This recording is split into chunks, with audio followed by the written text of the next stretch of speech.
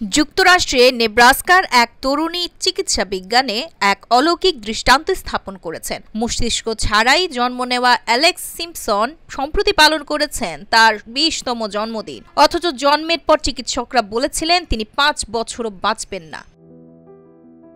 Alex সিম্পসনের জন্মের 2 মাস পর চিকিৎসকরা জানান তিনি হাইড্রানেনসেফালি নামের বিরল এক রোগে আক্রান্ত। এতে তার মাথায় স্বাভাবিক মস্তিষ্ক গঠিত হয়নি, শুধু মেরুদণ্ডের গোড়ায় অল্প কিছু মস্তিষ্ক কোষ রয়েছে যা আঙ্গুলের ডগার চেয়েও ছোট। জন্মের সময় চিকিৎসকেরা পরিবারকে বলেছিলেন অ্যালেক্স 4 বছরের বেশি বাঁচবেন না, কিন্তু সেই আশঙ্কা ভুল প্রমাণ করে তিনি এখন 20 বছর বয়সে সুস্থ আছেন। অ্যালেক্সের বাবা শন সিম্পসন বলেন, 20 বছর আগে আমরা ভয় পেয়ে গিয়েছিলাম, কিন্তু বিশ্বাসই আমাদের টিকিয়ে রেখেছে। চিকিৎসকেরা জানান অ্যালেক্সের মস্তিষ্কের যে অংশ দেখা, শোনা ও বোঝার কাজ করে তা নেই, তবুও তার পরিবার মনে করেন তিনি আশেপাশের পরিবেশ অনুভব করতে পারেন।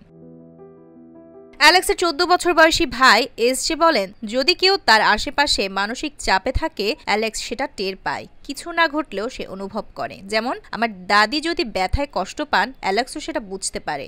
এসজে আরও বলেন তিনি গর্বিত যে অ্যালেক্স তার বোন। তার অবস্থা বোঝার জন্য তিনি নিজের সময় ব্যয় করে বিষয়টি নিয়ে পড়াশোনা করেন যেন আরও ভালোভাবে তাকে সহায়তা করতে পারেন। চিকিৎসকেরা অ্যালেক্সকে জীবন্ত বিস্ময় বলে অভিহিত করেছেন। তাদের মতে এই ঘটনা চিকিৎসা ইতিহাসে অত্যন্ত বিরল এবং মানব শরীরের অভিযোজন ক্ষমতার অনন্য উদাহরণ।